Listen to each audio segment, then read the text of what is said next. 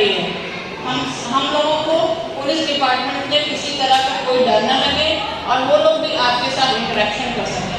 तो मैं ज़्यादा समय नहीं लूँगी, क्योंकि मैं चाहती हूँ कि सर और मैम आपको बहुत कुछ बताएं, स्पेशली गर्ल्स को अपने अधिकारों के बारे में पता हो और बॉयज़ को भी ये पता हो, अपने अधिकारों के साथ साथ उनको ये पता हो कि अगर किसी तरह की कोई एक्टिविटी ऐसी होती है जो नहीं होनी चाहिए तो उसका लॉन्ग टाइम इफेक्ट क्या हो सकता है।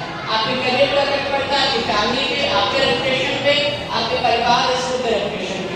तो हमें अच्छा काम करना है, विद्यालय में अच्छे बच्चे बनाने होते हैं।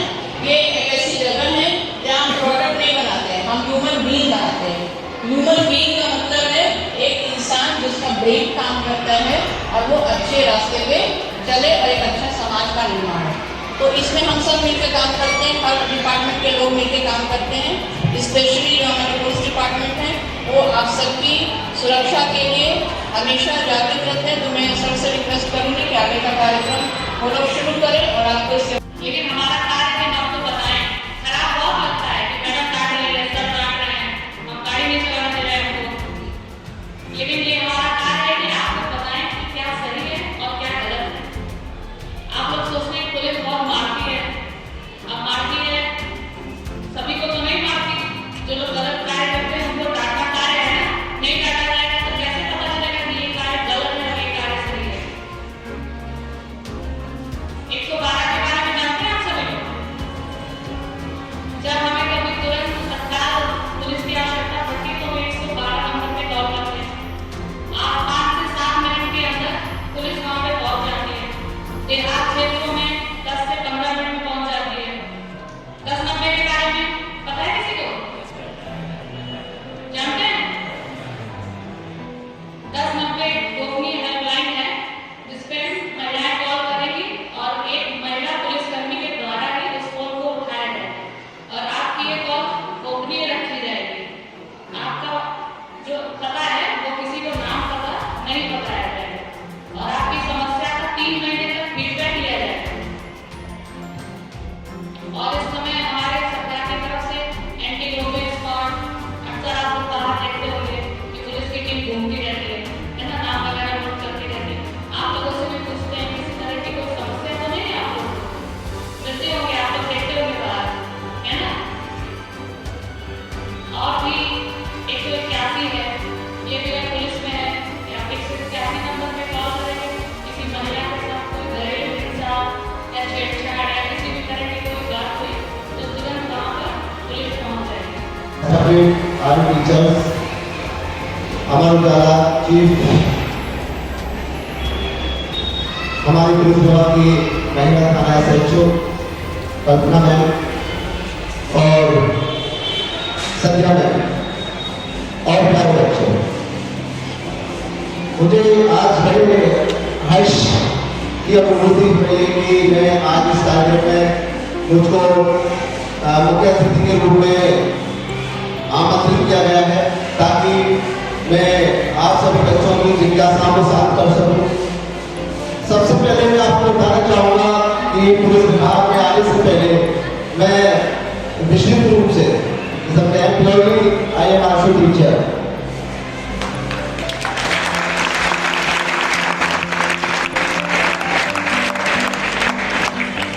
एजुकेशन में कितने चरण होते हैं? Primary education, secondary education and higher education. All 3 steps I got it। जो एजुकेशन में मैं पहले बता दूं आपको एजुकेशन के बारे में कि मेरा नाम डॉक्टर अजय विपन सिंह, मैं रहने वाला मुरादाबाद डिस्ट्रिक्ट का हूँ और मेरी जो एजुकेशन है वो प्योरली हिंदी मीडियम से मैंने MA ज्योग्राफी में, PhD ज्योग्राफी में, नेट स्लेट JRF सब मैंने किया और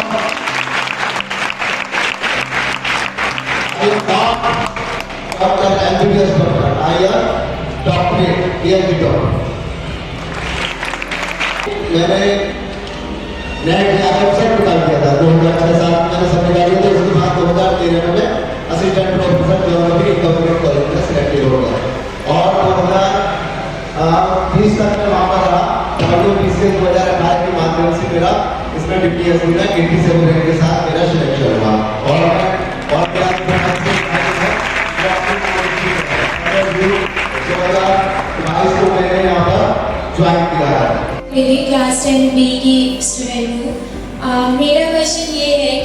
अगर पुलिस खुद क्राइम करती है तो उनको भी जैसे बाकी लोग क्राइम कर रहे हैं वैसी पनिशमेंट मिलती है या कुछ स्ट्रिक्ट पनिशमेंट मिलती है? और दूसरा क्वेश्चन ये है कि अगर हमें पुलिस पे हमने कंप्लेन की और अगर हमें असंतुष्टि होती है तो उसके लिए हम आगे क्या कर सकते हैं? उसके पेरेंट्स उसको रोकते हैं कि वो उस मामले में नहीं फंसना चाहते हैं, तो वो कैसे अपना FIR दर्ज करवाएंगे? मैं क्लास 12 A का छात्र हूँ। मैं आपसे ये प्रश्न पूछना चाहता था कि जो आजकल के युवा हैं, जो हम युवा हैं, टीनेजर्स हैं, उनको ऐसा लगता है कि जो यहाँ पे वांटेड पीपल्स हैं, मतलब जो टेररिस्ट या कुछ जो गलत काम करते हैं, तो हमें ऐसा लगता है कि हम उनसे ज्यादा इफेक्टिव हो जाते हैं, उनसे ज्यादा प्रभावित हो जाते हैं और उस काम की तरफ हम बढ़ने लगते हैं। तो पुलिस विभाग ऐसा क्या करता है या क्या करे कि युवाओं को उस क्षेत्र की तरफ या उस गलत काम को करने से रोकें? उसकी शिकायत आप तत्काल अपने नजदीकी थाने में या आप थाने में जाने से चाहते हैं तो आप 112 पे कॉल करें, 90 पे कॉल करें, ये महिला। और अगर कोई भी जेंट्स हो या लेडीज हो तो 098 पर कॉल कर सकते हैं। उसके साथ साथ 181 की हेल्पलाइन है, जिनके माध्यम से आप केवल उसकी सुरक्षा से संबंधित नहीं, बल्कि आप मेडिकल संबंधी आप दो काम भी कर सकते हैं। ये ऐसी हेल्पलाइन के बारे में आप बच्चों को क्या एक समाज में जो कहते हैं शिक्षित व्यक्ति होती है वो भी इनसे बिल्कुल निकोल रहते हैं, जो कि लोग के बारे में बात होते हैं कि आप सभी बच्चे जो कल देश का भविष्य बनने जा रहे हैं, देश के भविष्य की बात आप पर है, सभी चीजों में आपको रुचि होनी चाहिए, तो आपको आपके समाज को, आपके देश को प्रगति के पथ पर ला सकते हैं। क्योंकि बच्चे देखिए कहते हैं कि बच्चे भगवान का रूप होते हैं, बच्चों का मन जो होता है वो निर्मल होता है, निश्चल होता है। तो आप सभी लोगों से, आप सभी बच्चों से हम भी आशा करते हैं, पुलिस भी आशा करती है कि जब भी आपके नजदीक में, आपके समाज में, आपके पास पड़ोस में, आपके परिवार में कोई आपराधिक घटना, आपराधिक गतिविधि अगर घटित होती है तो आप पुलिस का सहयोग करें। आपका नाम किसी को नहीं बताया जाएगा, आप फोन करिए। अब सभी CVV नंबर होते हैं, CVV नंबर हर जगह लिखा होता है कि आप मान लीजिए महिला SHO को आप फोन करना चाहते हैं तो महिला SHO का CVV नंबर है। अगर आप हमें फोन करना चाहते हैं, हमारा भी नंबर है। आप तत्काल उसकी सूचना, सत्य सूचना आप देंगे तो एक बहुत बड़ी गतिविधि, बहुत बड़ी हिंसक गतिविधि, क्योंकि अगर आप छोटे से भी अपराध को या छोटी सी घटना को जो कि समाज के प्रति, महिलाओं के प्रति या अन्य किसी के प्रति वो हिंसक रूप आगे ले सकती है, अगर आपने उसको प्राइमरी स्टेज पर ला रोका गया तो वो कहते हैं कि जैसे कि हत्या तक हो जाती है ना, तो वो चीजें घटित हो सकती है। सेंटर में ये चलता है, उसी के अंदर सेंटर मैनेजर हूँ, महिला कल्याण विभाग से हूँ, जिला पोषण कार्यालय से। आपको मैं बताना ये चाहूँगी बच्चों कि महिला कल्याण विभाग से जो है वो 17 प्रकार की योजनाएं जो है वो चलती हैं। बहुत सारी हेल्पलाइन नंबर के बारे में बताया गया है हमें, अभी सर ने बताया है, मैडम ने बताया, और सर ने बहुत अच्छे तरीके से आप लोगों को सारी चीज विस्तार से तो बताया पूरी धाराओं सही है ना। उतनी धाराएं तो हमें न तो याद है न उतनी समझ है ना, जितना सर को है इतने अच्छे से उन्होंने विस्तृत रूप से बताया है। लेकिन 181 जो हेल्पलाइन नंबर के बारे में बताया गया है, उसी 181 हेल्पलाइन नंबर से ही जो ऐसे मैं हूँ है ना। 181 हेल्पलाइन नंबर 2017 में जो है इसको जो है आप लोगों ने सुना होगा निर्भया कांड, दिल्ली वाला निर्भया कांड हुआ था ना। उस बच्ची का उसमें कोई दोष नहीं था, वो बच्ची तो मतलब अपना जॉब करके वो लौट रही थी, अपने दोस्त के साथ में थी, और उसके साथ जो घटना घटित हुई उसमें यही एक बच्चे ने या एक बच्ची ने कहा, एक क्वेश्चन किया था कि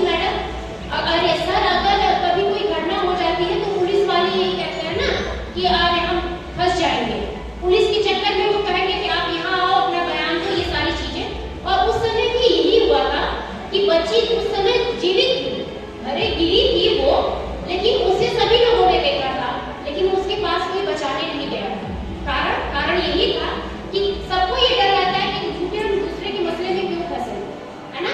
अगर हम इसको बचाते हैं तो कोई ना कोई हमसे क्वेश्चन जरूर करेगा कि कहाँ तुमने पाया, कितने बजे आए, और कितनी बार हमें न जाने थाने के चक्कर लगाने पड़ेंगे, जिसकी वजह से उस बच्चे की डेथ भी हो गई।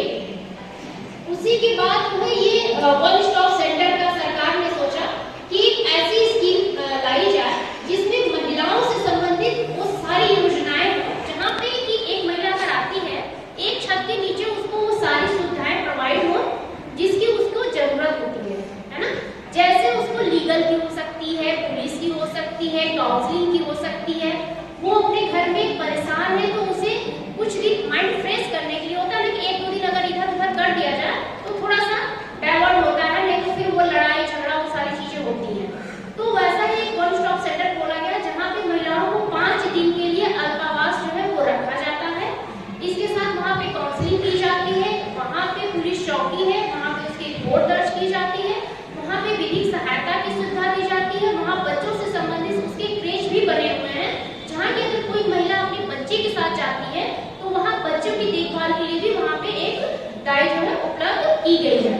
तो ये सेंटर जो है आपके पहले मतलब 7 जनपद में ये इसको संचालित किया गया। ये देखा गया कि इसको खोला जाए, देखा जाए इसका विस्तार क्या होता है।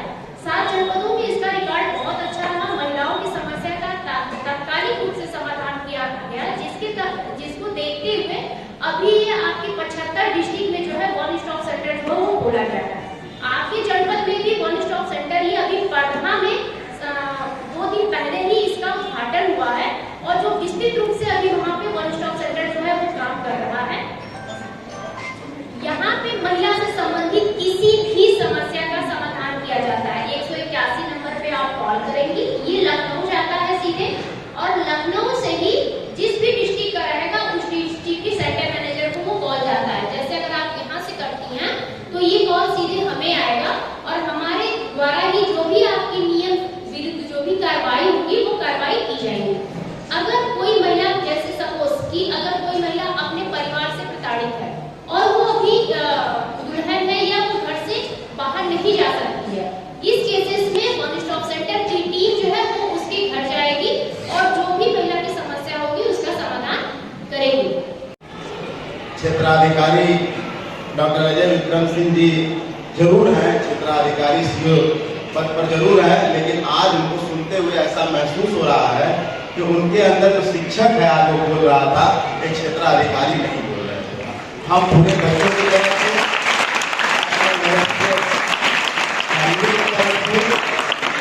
सारे अभिभावकों की तरफ से आपका मऊ जनपद में हार्दिक स्वागत, अभिनंदन, वंदन करते हैं और आशा करते हैं कि आप लोगों के नेतृत्व में जनपद में सुरक्षा व्यवस्था बहुत ही अच्छी इस समय चल रही है। आदरणीय पुलिस अधीक्षक जी के नेतृत्व में, आप सब के नेतृत्व में बहुत अच्छा काम हो रहा है। प्रदेश सरकार द्वारा चलाई जा रही जो जनहित की योजनाएं हैं और जो सामाजिक सुरक्षा की योजनाएं, हम सब उसकी पूरी प्रशंसा करते हैं। और खास करके जो पहले समस्याएं थी, आज मैं मैडम के बगल में बैठा था, कुछ चीजें शेयर किया उनसे, तो मैं आदरणीय संध्या सिंह जी का जो अभी बोल रही थी उनका भी मैं हार्दिक स्वागत और अभिनंदन करता हूं कि आपने जो बच्चों को बातें बताई, बातें छोटी छोटी, लेकिन वो बातें अगर आप अंगीकार करेंगे, उसको स्वीकार करेंगे और उन बातों से सीखने की कोशिश करेंगे तो निश्चित तौर पर आपका उत्तरोत्तर विकास होगा। आपके आने वाला जो आपका भविष्य है, जिस भविष्य को बनाने के लिए यहाँ बहुत सारे ऐसे बच्चे हैं सर, जिनको हम लोग जानते हैं कि जिनके परिवार की आर्थिक स्थिति, आर्थिक पृष्ठभूमि बहुत अच्छी नहीं है। उनके पेरेंट्स आकर प्रिंसिपल मैडम से मिलते हैं, मुझसे मिलते हैं, हमारे पिताजी से मिलते हैं। मैं उन बातों को सुनते हुए बीच सार्वजनिक नहीं कह सकता, लेकिन मैं उन माँ बाप को भगवान सरीखे मानता हूँ। और जितने आप यहाँ बैठे हैं, आप सबके माता पिता को मैं भगवान के रूप में ही देखता हूँ, क्योंकि उनके पास ऑप्शन है, वो आपको पढ़ाएं या न पढ़ाएं।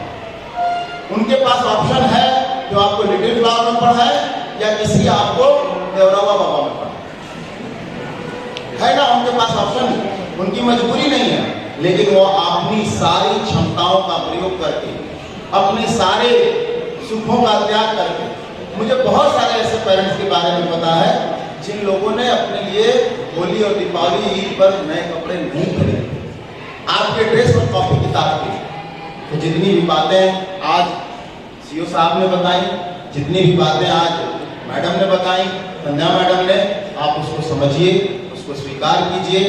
बिल्कुल सही बात है कि मोबाइल फोन, मैं तो कहता हूं मैडम कि इंस्टाग्राम नहीं, वो एक्स्ट्राग्राम, उसकी जरूरत नहीं है, वो कहीं उसका यूज नहीं है आपके लाइफ में, लेकिन आप उसको यूज करते हैं और उसको यूज करके अपना समय, अपना कीमती बहुमूल्य समय, जो सर बोल रहे थे कि आपके जीवन का जो ये 25 साल है, ये तय करता है कि आने वाला 25 साल आपका कैसा होगा। और एक फिलॉसफी है ना, कई बार आपको सुनाई जाती है, मैं भी छोटा था तो सुनाई कि गरीब पैदा होना कोई गुनाह नहीं है, लेकिन गरीब मर जाना गुनाह है। और आपके तो माँ बाप भगवान जैसे हैं, उन्होंने आपको मौका दे दिया है, और मौका सबसे जो बड़ा होता है वो होती है उस दरवाजे की चाबी, जिससे अच्छाई की तरफ, अच्छे भविष्य की तरफ रास्ता खुलता हो, और वो चाबी आपके हाथों में बैग, किताब, कॉपी के रूप में, आपके विद्यालय के रूप में आपके माँ बाप ने आपको प्रोवाइड कर दिया। अब आपकी जिम्मेदारी है कि आप उसको ताला, तो चाबी को लगाकर खोलेंगे या नहीं खोलेंगे। आज इतना बहुमूल्य समय, इतना कीमती समय, आपके समय को आप सोचिए।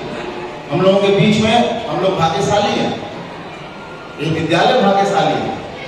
इस विद्यालय में अमर उजाला की तरफ से 2 लोग आए हैं, ब्यूरो चीफ मेरे बड़े भाई रजनीकांत जी और पुनीत जी।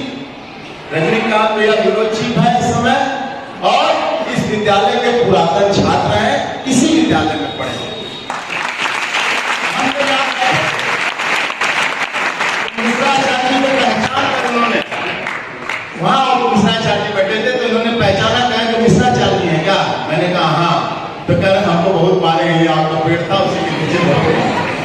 आज अगर हमको अच्छा नहीं पढ़ाए होते, आज हिंदी और संस्कृत में अच्छे से नहीं पढ़ाए होते, तो आज अखबार के, मऊ जनपद के अपने अखबार के चीफ हैं, और इनकी लेखनी में इतनी ताकत है कि अपनी लेखनी से किसी भी समाचार को, किसी भी घटना को तत्काल प्रभावित करा सकते हैं। इस स्तर पर पहुंचाने का श्रेय इन शिक्षकों को जाता है। आज अपने शिक्षक को बुलाकर उन्होंने अपने बगल में बैठाया, ये असली छात्र होता है।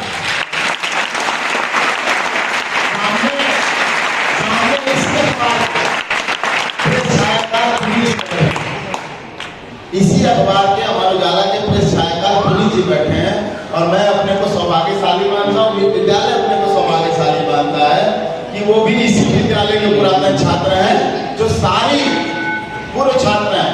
और चर्चा कर रहे थे ब्यूरो चीफ साहब कि हमारे हुआ करता था, मैं अंदर आया हूँ तो मेरा एकदम मन खुश हो गया कि मेरा विद्यालय, मेरा घर, मेरा परिवार, ये जो मेरा शब्द है ना, ये बहुत महत्वपूर्ण है।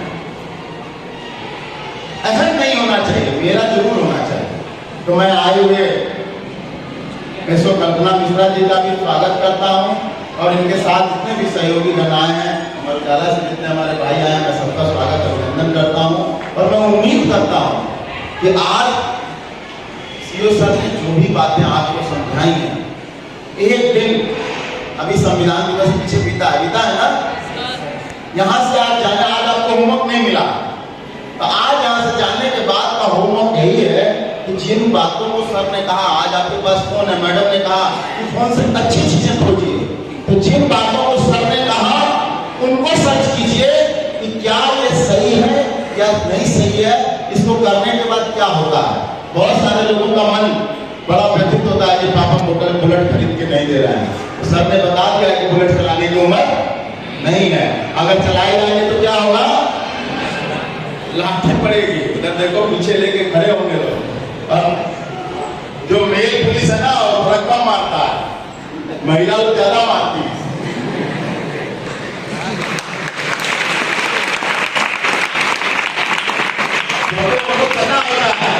क्योंकि वो माँ भी होती है। क्यों ज्यादा मारती है? क्योंकि वो माँ भी होती है, और उनको ये पता होता है कि हमको इस बच्चे को सुधारना है। इसलिए आप अपना बचपन मत खोइए, इस मोबाइल, इस आधुनिक क्रांति के युग में आप अपना बचपन बिल्कुल मत खोइए। मैं कल या परसों यहाँ बैठा था और बच्चों को मैं स्पोर्ट्स टीचर को बधाई देता हूँ कि आप खेल हो रहा था, बच्चे खो खो खेल रहे थे या कुछ खेल रहे थे, तो आप अपना बचपन मत खोइए।